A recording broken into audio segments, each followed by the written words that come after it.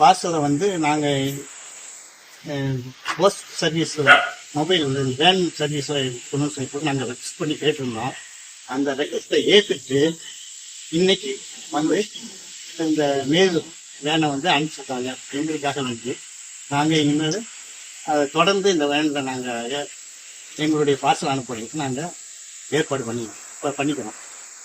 இந்த ஏற்பாடு பண்ணி தந்த அதிகாரிகள் அனைவருக்கும் Rangamalai organic farms OPC private limited சார்பாக நான் நன்றி தெரிவிச்சுக்கிறேன்.